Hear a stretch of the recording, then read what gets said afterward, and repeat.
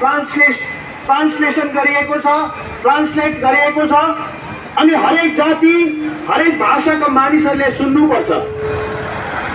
तो अभी मैं मेरा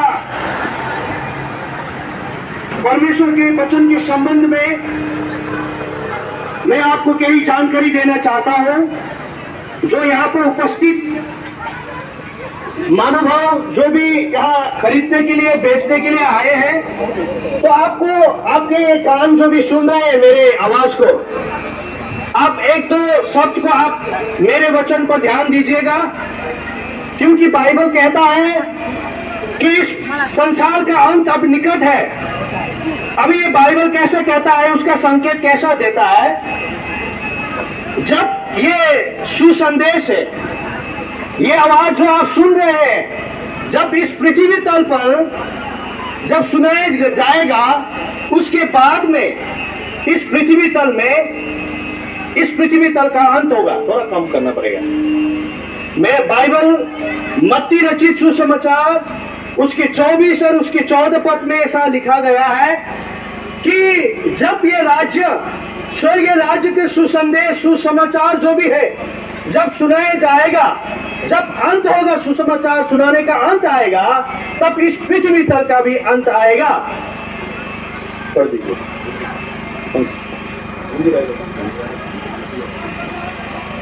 मैं आपको पढ़कर सुना रहा हूं। मत्ती रचित सुसमाचार 24 और उसका 14 पद में ऐसा लिखा हुआ है, जब राज्य स्वर्गीय राज्य के सुसंदेश सुसमाचार जो भी है प्रत्येक इंसान को सुनाया जाएगा, प्रत्येक राज्यों को सुनाया जाएगा, तब इस पृथ्वी तल का अंत होगा। ये निश्चित है। और राज्य का यह सुसमाचार, राज्य अर्थात इस संसार के राज्य के बारे में नहीं, मैं बता नहीं रहा हूँ। ये एक राज्य है, वो राज्य का कहता है उस राज्य को स्वर्गीय राज्य, और ये स्वर्गीय राज्य का सुसंदेश सब सुनाया जाएगा, सारे जगत में प्रचार किया जाएगा। एक जगत में नहीं, एक राज्य पर नहीं, बल्कि सारे जगत में, सारे विश्व में सुनाया जाएगा। सब जातियों पर गवाही हो। देखिए, एक जाति पर नहीं बल्कि सारी जातियों पर ये परमेश्वर का वचन सुनाया जाएगा, तब अंत आ जाएगा। देखिए, तो बाइबल कहता है सब राज्य पर, सभी मनुष्य को, हर एक जाति पर परमेश्वर का वचन जब सुनाया जाएगा, उसके बाद में द एंड आएगा। आप जब फिल्म देखते हैं तो शुरू होता है, स्टार्ट होता है, और स्टार्ट होते होते उसका अंत भी होता है, और अंत में लिखा होता है द एंड। इसका मतलब हर एक संसार में जब हम जो कुछ को भी हम देखते हैं, उसका शुरू होता है और उसका अंत होता है। और बाइबल कहता है इस पृथ्वी तल को भी शुरू किया गया था, ये परमेश्वर ने इस पृथ्वी तल को शुरू किया था। तो बाइबल ही एक शास्त्र है जिसमें सृष्टि का वर्णन किया हुआ है, और परमेश्वर का शास्त्र में लिखी हुई है। उत्पत्ति की किताब 1 और 1 पद में ऐसा लिखा हुआ है, सुनिए जरा। आदि में परमेश्वर ने, देखिए, शुरू में परमेश्वर ने आकाश और पृथ्वी की सृष्टि की। देखिए, सृष्टि शुरुआत की, आरंभ की, परमेश्वर ने सृष्टि का आरंभ किया और सृष्टि को बना लिया। कब बनाया? पवित्र शास्त्र बाइबल कहता है प्रस्थान 20 और उसके 11 पद में कि 6 दिन में परमेश्वर ने आकाश, पृथ्वी, समुद्र और उसमें जो भी सृष्टि हुए हैं प्रत्येक वस्तु को परमेश्वर ने 6 दिन में बनाया। क्योंकि 6 दिन में यहोवा परमेश्वर ने, 6 दिन में यहोवा परमेश्वर ने आकाश और पृथ्वी और समुद्र और जो कुछ उनमें है, जो कुछ भी इस पृथ्वी तल में है, सबको बनाया। देखिए, और 7वें दिन विश्राम किया। देखिए, सबको बनाया यहोवा परमेश्वर। ये यहोवा परमेश्वर ही सृष्टि करता है। ये यहोवा परमेश्वर सबका रचनाकार है, यहोवा परमेश्वर सबका सृजनहार है। अगर आपको आज तक पता नहीं है इस पृथ्वी तल को किसने बनाया और कितने दिन में बनाया, अगर आपके पास आपके शास्त्र में लिखी हुई है तो हमको बता सकते हैं, अगर नहीं है तो आप पवित्र शास्त्र पर विश्वास कर सकते हैं। देखिए, किसी भी चीज का शुरू होता है और उसका अंत है। सही प्रकार परमेश्वर ने शुरू में सृष्टि किया। जब पृथ्वी तल को शुरू में वह परमेश्वर ने बनाया, सृष्टि किया, और वही परमेश्वर का वचन कहता है कि इस पृथ्वी तल को मैं अब इस पृथ्वी तल को मिटा डालूंगा। इस पृथ्वी तल का अंत नजदीक आ रहा है, निकट आ रहा है। तो देखिए अब कैसा आ रहा है। बाइबल ने अभी बताया हर एक जाति पर, हर एक राज्यों पर जब परमेश्वर का वाणी, परमेश्वर का सुसंदेश सुनाया जाएगा तब इस पृथ्वी तल का अंत होगा। अब देखिए पृथ्वी तल का अंत निकट है, क्योंकि बाइबल कहता है रोमियो का पुस्तक उसके 10 और उसके 18 पद में कि हर एक जाति के कान पर ये परमेश्वर, ये खुदा का वचन, खुदा का कलाम पहुंच चुका है। और ऐसा कोई राज्य नहीं है जिस राज्य पर परमेश्वर खुदा का वचन किसी ने भी नहीं सुना है। पढ़ दीजिए। और परंतु मैं कहता हूँ क्या उन्होंने नहीं सुना? क्या इस विश्व में, इस राज्य में किसी ने परमेश्वर का वचन नहीं सुना? सुना तो अवश्य है। देखिए सुना तो अवश्य है, क्योंकि लिखा है उनके स्वर सारी पृथ्वी पर और उनके वचन, उनके अर्थात खुदा के वचन जगत की छोर तक पहुंच गए हैं। देखिए इसलिए हम क्रिश्चियन कहते हैं कि परमेश्वर का राज्य निकट है। अब इस परमेश्वर जो खुदा है इस पृथ्वी तल को नष्ट करने वाला है, क्योंकि उसका प्रॉमिस था, उसका वचन था। जब इस राज्य का सुसमाचार प्रत्येक राज्यों पर, प्रत्येक व्यक्ति पर, प्रत्येक जाति पर सुनाया जाएगा तब इस पृथ्वी तल का अंत होगा।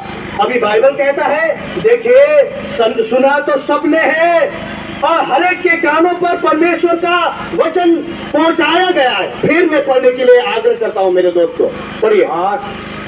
लिखा है परमेश्वर के वचन में लिखा है उनके स्वर सारी पृथ्वी पर। देखिए हमारे आवाज जो स्वर है सारे पृथ्वी पर और हर एक राज्य पर सुनाया गया है। और उनके वचन और उनकी जो वाणी है, उनकी आवाज, सृष्टिकर्ता के वचन जो भी है जगत की छोर तक पहुंच गए हैं। जगत के छोर एंड ऑफ द अर्थ, संसार के कोने कोने पर परमेश्वर के राज्य की वचन सुनाया गया हुआ है। इसलिए मैं कहता हूँ, इसलिए हम यह कहते हैं, इसलिए हम यहाँ पर आए हुए हैं कि हमारे जीवन का अंत निकट है।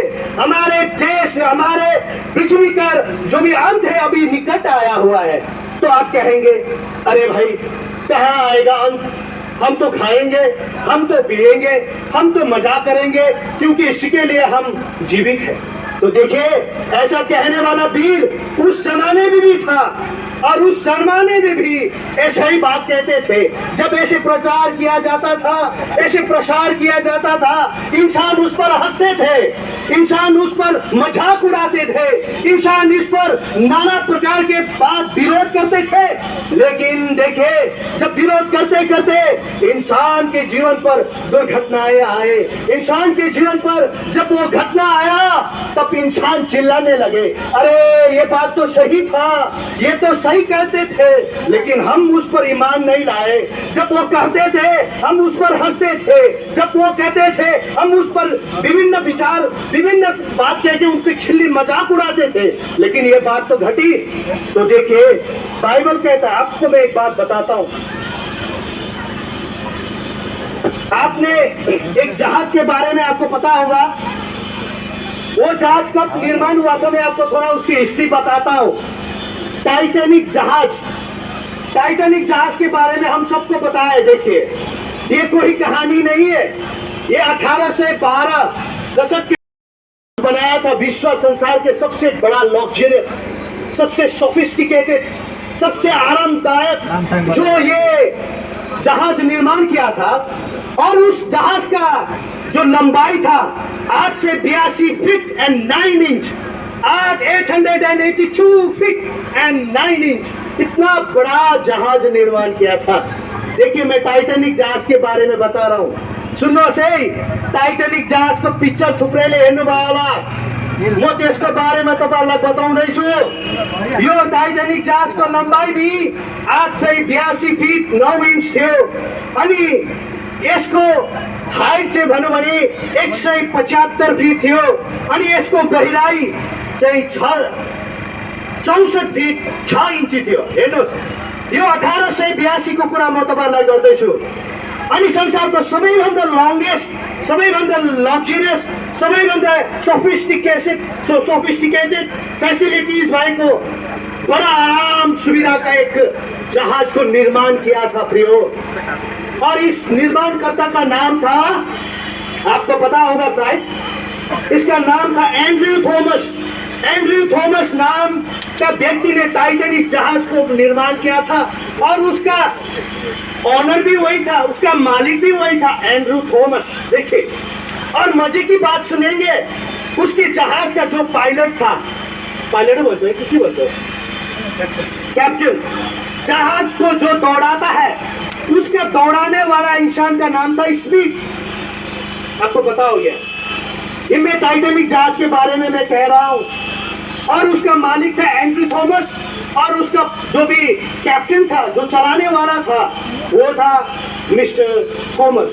और मिस्टर थॉमस का अंतिम यात्रा था, उसका लास्ट यात्रा था, उसके बाद उसका रिटायर्ड हो रहा था। देखिए, एंड्रयू थॉमस जो पानी जहाज का कप्तान था टाइटैनिक का, उसका लास्ट उसका यात्रा था, निकल रहा था इंग्लैंड से। तो क्या हुआ मजे की बात, जब इंग्लैंड से इस पानी जहाज को शुरू करने वाला था, शुरुआत था उसका, जब उद्घाटन किया गया था, फर्स्ट में शुरू करने वाला था, तो उन्होंने एक मीटिंग रखी। तो प्रेस मीटिंग में सब बड़े बड़े इंसान को, प्रेस मीडिया को, सबको बुलाया। और बुलाने के बाद क्या हुआ, एक मीटिंग को रखा गया और तब मीटिंग में बातचीत हुई। जब मीटिंग में बातचीत करने लगा, प्रेस मीट होने लगा, जब प्रेस का आदमी लोग, न्यूज रिपोर्टर लोग उनको पूछने लगा, तो सर बताइए आपके जहाज पर क्या खूबी है, आपके जहाज पर इतना आप गौरव करते हैं, इतना घमंड करते हैं, और आप घमंड करने का लायक भी है। आज तक दुनिया में इतना लंबा चौड़ा, इतना सोफिस्टिकेटेड, इतना आरामदायक जहाज का अभी तक निर्माण नहीं हुआ। ये कब का बात कह रहा हूँ, आपको पता है, थोड़ा बता दीजिए तो, कौन सा साल की बात है? 1812 की बात मैं कह रहा हूँ। तब क्या हुआ, जब उनको प्रश्न पूछा गया, तो एंड्रयू थॉमस जी खड़ा होकर, एंड्रयू थॉमस 1912, जब उसने प्रेस मीडिया के दोस्त लोग ने पूछने शुरू किया, तब एंड्रयू थॉमस उठकर कहा, देखिए, हमने ऐसा आलीशान, इतना मजेदार जहाज आज तक नहीं बनाया, लेकिन मैंने बनाया हूं। अभी देखिए दोस्तों, मजे की बात कि इसमें इतना सिक्योरिटी है, इसमें इतना, मतलब सिक्योरिटी को मतलब सुरक्षा से इसको बनाया हुआ है कि अगर ईश्वर भी, अगर गॉड भी इसको अगर डुबाना चाहेगा ना, तब भी ये जहाज नहीं डूबेगा। देखिए, अगर गॉड भी इसको, इस मैंने बनाए हुआ जहाज को डुबाना चाहेगा, तब भी इसको क्या नहीं कर पाएगा, डुबा नहीं पाएगा। तो जब ये बात कही, उसका घमंड जो भी दिल में था, और उसने कहने लगा कि मैंने जिंदगी में इतना बड़ा जहाज बनाया। तो देखिए प्रियो, जब उस जहाज पर मामूली इंसान, हम और आप जैसे इंसान सफर कर नहीं सकते थे, उस पर कोई भी, कैसे भी इंसान उस पर जाने के लिए वो मतलब सोच नहीं सकता था। तो क्या हुआ, जब जहाज की शुरुआत हुई, जब जहाज बहने लगा, जहाज आगे बढ़ने लगा, तो उसमें तो स्विमिंग पूल भी था, उसमें अच्छा रेस्टोरेंट भी था, अच्छा सोने वाला कमरा भी था, और विभिन्न प्रकार के मनोरंजन के साथ गाना गाने वाला, नाचने वाला और हंसने वाला, हंसाने वाला भी था जहाज पर। जब एक सांझ का शाम आया, तो देखिए, एक दूरी से एक जहाज ने उस जहाज के, टाइटैनिक जहाज के इंसान को कहा, इस कैप्टन को कहा, 3-4 बार वार्निंग दिया, देखो आगे खतरा है, देखो आगे खतरा है, आप होशियारी बनो, आप सतर्क बनिए, आगे कुछ दुर्घटना होने वाला है। 4-5 बार वार्निंग दिया जर्मन की जहाज के कैप्टनों ने। तब एंड्रयू थॉमस ने कहा, अरे हमने इतना बड़ा, इतना एलिशान, इतना सुरक्षित हमने जहाज बनाया है, हमें इस समुद्र की कोई भी, किसी भी आंधी तूफान अब हमको रोक नहीं पाएगा। तब क्या हुआ आपको पता है? जब सांझ का समय आया ना, इंसान नाच रहे थे, पार्टी कर रहे थे, दारू पी रहे थे, नाच रहे थे, गाना गा रहे थे, तब अचानक एक बर्फ का पहाड़ जो भी है समुद्र में, बाहर से देखने में छोटा लेकिन अंदर बहुत गहरा पहाड़ था, आइसबर्ग था, उसमें जाकर वो टाइटैनिक जहाज क्या हो गया, उसमें टकरा गया। और मजे की बात क्या हुआ पता आपको? जब वो पानी के जहाज उसके नीचे समुद्र के हिस्से पर, उस बर्फीली पहाड़ पर जब उसका चोट लगा, उसके अंदर से उस बर्फ का पानी जहाज के अंदर आने लगा प्रियो। और उसके बाद क्या किया उन्होंने? अरे नाचते नाचते वो लोग तो क्या कर रहा है, अरे ये अचानक बर्फ का पानी कहां से आया, और उस बर्फ के पानी को भी, बर्फ को भी उठाकर उन लोग नाचने लगे और खेलने लगे और मजाक करने लगे। तो दुख की बात, देखते देखते 2.5 घंटे के नजदीक में उसी दौरान पर वो पूरा टाइटैनिक क्या हो गया, समुद्र के नीचे दब गया। समुद्र के नीचे गहराई में वो जहाज जो भी था, और एंड्रू थॉमस जिसने कहा था इस समुद्र की कोई भी ऐसा ताकत नहीं है जो हमारे इस पानी जहाज को डुबा सके, परमेश्वर खुदा भी इसको डुबा नहीं पाएगा। तो देखिए, देखते देखते वो समुद्र के नीचे पानी जहाज डूबकर आज कितना इंसान मर गया? 2240 पैसेंजर थे और इनमें 1517 इंसान जो भी है पैसेंजर जो था पानी जहाज पर, उसका डूबकर मौत हो गया। तो देखिए, मैं ये घटना क्यों बताया? मैं ये आपको ये किसी ने सोचकर बनाया हुआ ये कहानी मैंने नहीं बताया, ये 1912 का ये किया। परमेश्वर खुदा ने हर एक इंसान को वार्निंग दे रहे हैं, हर एक इंसान को कह रहे हैं, अरे देखो निकट भविष्य में एक दुर्गति आ रहा है, निकट भविष्य में इस दुनिया को तबाह नहीं कर पाएगा। लेकिन प्रियो, ये विश्व जो संसार जो भी है तबाह होने के लिए अभी वेट कर रहा है। तो प्रभु यीशु मसीह नहीं चाहता कि आप उस तबाह का आप एक हिस्से बनो, तबाह का आप भी एक व्यक्ति बनो, एक पैसेंजर बनो। अभी खुदा कहता है विश्व का अंत नजीक आ रहा है, तुम प्रभु यीशु मसीह पर, उस खुदा पर विश्वास करो जो तुम्हारे आत्मा को क्या करेगा, नर्क से बचाएगा। तो देखिए, उस जमाने में भी एक नुआ करके एक आदमी था शुरू में, प्रारंभ में। तो उसको परमेश्वर ने कहा, खुदा ने कहा, चल बेटा एक बड़ी सी जहाज बना ले। और देखो, मैं इस पृथ्वी तल में इंसान का दिल में इतना बुरी बुरी बात, इतनी बुरी बुरी विचार में देख रहा हूँ। इंसान कहीं पर भी, कहीं से भी देखता हूँ, इंसान के दिल हर एक बुरी नजर से भरा हुआ है। और मैं बाइबल कहता है उत्पत्ति 6 और उसके 6 कलाम पर कि देखो मनुष्य के दिल आज बुरे विचारों से, बुरे पापों से भरा हुआ है। अभी मैं इस पृथ्वी तल को जल की द्वारा अब नष्ट करने वाला हूँ। देखिए, पहले भी एक बार इस विश्व को क्या किया गया था, नष्ट किया गया था। अभी दूसरी बार अब नष्ट करने वाला है ये खुदा। तो देखिए, पहले के इंसान क्या कर रहे थे, पढ़िए 6 और उसके 6 पद,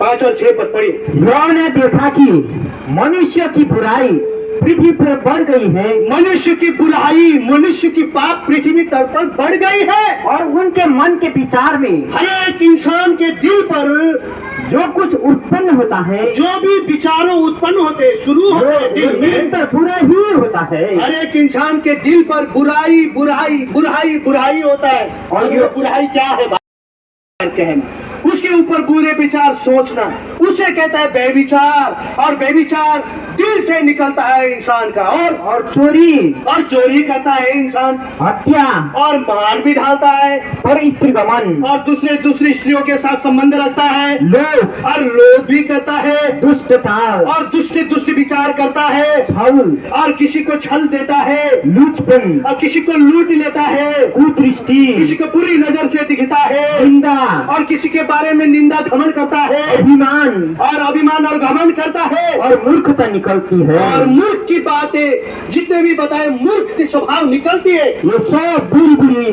बातें ये सब बुरी बुरी बातें जो भी है भीतर से ही निकलती है, भीतर से। कहाँ भीतर से?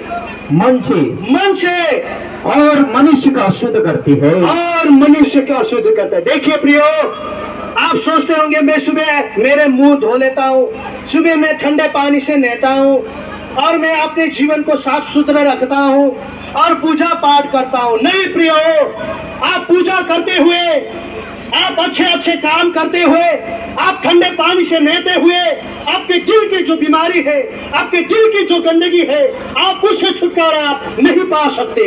इसलिए आपके दिल के बीमारी, दिल के पाप, दिल की अशुद्धता को मिटाने के लिए एक खुदा यीशु मसीह इस पृथ्वी पटल पर आया और वो सूली पर चढ़कर और क्रूस पर जाकर उसने अपने पवित्र प्राण को, अपने पवित्र शरीर को हमारे और आपके पाप को मिटाने के लिए उसने अपने जान सूली पर कुर्बान कर दिया।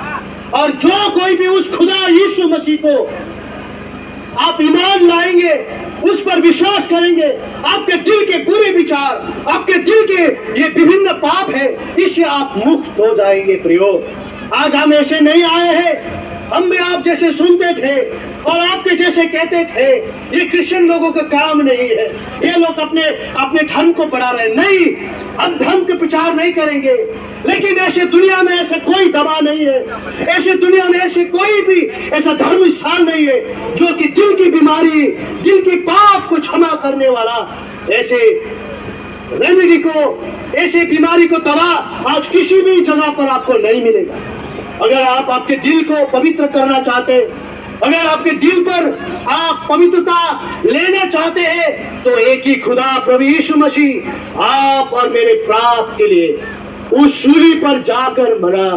देखो, ऐसा प्रेम करने वाला खुदा कोई नहीं है। भाषण आप सुनते हैं, प्रवचन सुनते हैं, आप अच्छे किताबों का बातें सुनते हैं, हम सराहना करते हैं, लेकिन क्या आप पढ़ते पढ़ते जिस खुदा की किताब पढ़े आपने, जिस शास्त्र को आप पढ़ रहे हैं, कि उस शास्त्र ने आपके दिल की बीमारी को निकाला है? क्या आपके दिल की बुराइयों, दिल की पाप को आज तक मिटाया है? अगर नहीं है तो प्रियो, हमारे जीवन पर देखो, मैं आज 42 इयर्स का हो गया हूँ। जब मैं स्टूडेंट था तब मैंने प्रभु यीशु मसीह को मेरे घुटने में आकर ऐसा कहा, जब मैं स्कूल पढ़ रहा था, ए प्रभु यीशु मसीह खुदा, तू मेरे दिल के पापों को शुद्ध कर। मेरे जिंदगी में मैंने ऐसे खिलौने पाप किया है, मैंने व्यभिचार किया है, मैंने हत्या किया है, मैंने घमंड किया है, मैंने लोभ किया है, मैंने डहा किया है। ये सब बात को जब मैंने अपने मुंह से स्वीकार किया, आज मेरे दिल में मेरे सब पाप को खुदा के पुत्र, खुदा के बेटे यीशु मसीह के लहू के द्वारा मेरे सब पाप को शुद्ध कर दिया। मैं नहीं कहता, लेकिन पवित्र शास्त्र बाइबल यूहन्ना, पहले यूहन्ना की किताब पुस्तक और उसके 1 और 7 पद में लिखा हुआ है। देखिए, इस राज्य का सुसमाचार आपको सुना रहे हैं। अभी आप प्रत्येक राज्य पर सुन चुके हैं, सभी जगह पर खुदा के वचन को पहुंचाया गया है। अगर इस बार भी आप उन पर विश्वास नहीं करेंगे तो टाइटैनिक जहाज की तरह आपको कहते हुए उस जर्मन जहाज ने भी कहा, आपको उस कैप्टन को बताया था, स्मिथ को, लेकिन उसने उसको परवाह नहीं किया। अगर आप कहते हैं हम इस दुनिया पर रहेंगे, इस दुनिया पर मौज करेंगे, लेकिन ये मौज, इस दुनिया का एंटरटेनमेंट आपको भारी पड़ सकता है और उस वक्त बचाने वाला कोई भी नहीं आएगा। और परमेश्वर का पुत्र, परमेश्वर का बेटा यीशु का लहू, यीशु ख्रिस्त का लहू जो सूली पर मरकर बहाया था, उस लहू हमें सब पापों से शुद्ध करता है। जैसे भी पाप आपने किया हो, जैसी भी पाप का बीमारी आपके दिल में हो, अगर आप शुद्ध होना चाहते हैं और आप सफा होना चाहते हैं और आप मुक्त होना चाहते हैं, अगर आपको प्रायश्चित चाहिए, तो यीशु मसीह ही एक प्रायश्चित है। तो पहला यूहन्ना पुस्तक उसके 2 और 2 पद में ऐसा लिखा हुआ है कि यीशु मसीह, the son of Jesus Christ, is the propitiation of the whole world. प्रभु यीशु मसीह वो खुदा है कि सारे विश्व का वो मुक्तिदाता है। पढ़िए। और वही हमारे पापों का प्रायश्चित है। वही बेटा, खुदा का बेटा यीशु मसीह ही हमारे लिए प्रायश्चित है। और केवल हमारे ही नहीं, क्यों, ये यहाँ पर इकट्ठा होने वाला इंसान के लिए ही नहीं, वरन सारे जगत के पापों का भी। सारे जगत के लिए, जगत के इंसानों के लिए आज प्रायश्चित है। इसलिए मैं आपको लास्ट कलाम पढ़कर सुना रहा हूँ कि ये राज्य के सुसमाचार जब कंप्लीट हो जाएगा, इस विश्व का ध्वस्त, इस संसार का अंत क्या है, कंफर्म है। और राज्य का यह सुसमाचार, राज्य का ये सुसमाचार सारे जगत में प्रचार किया जाएगा, प्रचार किया जाएगा कि सब जाति पर गवाही हो, सारे जाति पर गवाही हो, तब अंत आ जाएगा। तब अंत आ जाएगा। और बाइबल में कहा है अभी और बाकी होगा समय, कई जगह पर सुनाना है नहीं, इसको कहता है अनुग्रह का समय, वो टाइम पीरियड हो चुका है। लेकिन भी लॉर्ड जीसस क्राइस्ट ही एक्सटेंडेड हिज ग्रेस, वह अपने अनुग्रह को बढ़ा रहा है और भी उसके धीरज को बढ़ा रहा है ताकि कोई भी नष्ट न हो। बाइबल कहता है कि कोई कह रहा है कहाँ आया तुम्हारा ईश्वर, कहाँ आया, लेकिन आज चुकने आने वाला था, लेकिन वो प्रेम के कारण कोई नष्ट न हो, इसके वजह से वो भी आज आपको वेट कर रहा है और भी परख रहा है और भी वेट कर रहा है। पढ़िए 3 अध्याय को 10 3 को 9 पर प्रभु अपनी प्रतिज्ञा के विषय में, अपने प्रॉमिस के विषय में ये देर नहीं करता, जैसी देर कुछ लोग समझते हैं। हाँ, कोई लोग कहते हैं कहाँ आया तुम्हारा खुदा, कहाँ आया पर तुम्हारे विषय में धीरज धरता है, तुम्हारे विषय में धीरज धरता और है, नहीं चाहता कि वो नहीं चाहता कोई नष्ट हो, कोई भी अभी नष्ट न हो, वरन यह कि सबको मन फिराव का अवसर मिले। आप पश्चाताप करेंगे, आप मन फिराएंगे, आप लौट के यीशु के खुदा पर आप लौट के आएंगे, इसलिए वो अभी भी आपको वेट कर रहा है। प्रिय हो, अगर आप इस बात को आप विश्वास नहीं करेंगे, मरने के बाद आप विश्वास करेंगे जरूर, लेकिन मरने के बाद अगर आप ईमान लाएंगे, विश्वास करेंगे, ये आपके लिए बहुत दूर की बात हो जाएगा और ये आपके लिए बहुत देर हो चुका होता है। इसलिए अभी एक समय है, इसी समय पर आप यीशु मसीह को विश्वास कीजिए, क्योंकि समय पूरा हो चुका है। राज्य का सुसमाचार क्या किया जा चुका है, बताया जा चुका है, उसको पढ़कर हम अंत करेंगे। रोमी की पत्री 10 है, उसके 18 तक हम इसको पढ़ेंगे। देखिए अभी ये परमेश्वर का वचन सुना चुका है, हर एक इंसान के कान कान पर पहुंचाया गया है। अभी ये क्या हुआ, अभी भी संसार का, ये विश्व का, जगत का अंत नहीं आया, क्योंकि वो खुदा अभी भी आपको वेट कर रहा है। मेरा बेटा, मेरा बेटी लौट कर आए। पढ़िए, क्योंकि लिखा है उनके स्वर सारी पृथ्वी पर, और उनके वचन जगत की छोर तक पहुंच गए हैं। जगत के छोर तक उसकी वचन क्या किया जा चुका है, पहुंच चुका है। लेकिन अभी अनुग्रह के समय परमेश्वर खुदा एक्सटेंड किया है। आप मन फिराए और खुदा यीशु मसीह पर विश्वास कीजिए और आप मुक्ति को आप सिद्ध में और मुक्त में आप लीजिए। आप सभी को प्रभु यीशु मसीह के नाम पर धन्यवाद देते हुए प्रभु यीशु मसीह सबको शांति और आशीष दे। धन्यवाद।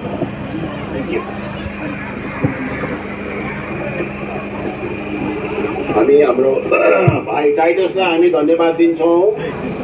हामीले यो सुन्यौँ, हामीले रोमी 10 को 18 पद पढिदिनुहोस् त फेरि। रोमी 10 को 18 पद नेपालीमा के लेखेको रहेछ है, त्यहाँ के भन्दैछ भने चाहिँ के उनीहरूले सुनेको छैन हो, त्यसो भन्दैछ। पढिदिनुहोस् त भाइ 10 को 18 पद। यस कारण जसले उहाँले कृपा दिन 10 रोमी 10 को 18। तर म भन्दछु के तिनीहरूले सुनेका छैनन् र? पक्कै सुनेका छन्। पक्कै सुनेको छ। प्रियहरू, के तपाईँले सुन्नु भएको छैन प्रभु यीशु मसीहको विषयमा? एउटा प्रश्न यहाँनिर गरेको आइपाउँछौँ। अनि अघि हामीले एउटा अर्को पद सुन्यौँ, मत्ती 24 को 14 पनि हामीले सुन्यौँ। संसार अन्त हुनुभन्दा अगाडि चाहिँ नि यो चाहिँ सबैले सुन्ने मौका पाउँछ अरे। सबैले, हेर्नुहोस् है, सबैले सुन्ने मौका पाउनुहुन्छ। त्यसपछि यो संसारको अन्त हुन्छ। त्यो छोडेर त हामी भोलि के हुन्छ हामी जान्दैनौँ पनि। आज भोलि के हुन्छ हामी जान्दैनौँ। प्रभुले हामीलाई यो आजको दिन हामीलाई दिनुभएको छ। तपाईँ कति वर्ष पुग्नुभयो? 40 वर्ष, 50 वर्ष, 65 वर्ष पुग्नुभयो होला। पछि गएर तपाईँले भन्नु पाउनुहुन्न कि मलाई कसैले पढेर प्रभुले भन्नुहुन्छ तिमीलाई मैले यति उमेर तिमीलाई मैले दिएँ, 65 वर्षमा म पर्खेँ तर तिमीले सुनेनौ। अनि हामी के भन्ने? हामी निरुत्तर हामी हुन्छौँ। बुझ्नुहुँदैछ है? प्रभुले आजको दिन हामीलाई के किन दिनुभयो? आजको दिन हामी किन बाँचेका छौँ, जिरहेका छौँ? कि परमेश्वरको वचन सुन्नुको लागि हामीलाई प्रभुले यो समय दिनुभएको छ। यो भोलि के हुन्छ सो हामी जान्दैनौँ। यस्तो कुरा हामी पाउँछौँ। र प्रियहरू हो, यस कारण हामी अझै तपाईँहरूलाई हामी केही विषयमा अझ हामी भन्छौँ। हामी स्तुति हामी गाउँछौँ। अझै एउटा हामी 327 हामी नेपाली स्तुति हामी गाउँछौँ र हामी केही समयसम्म अझ रहन्छौँ।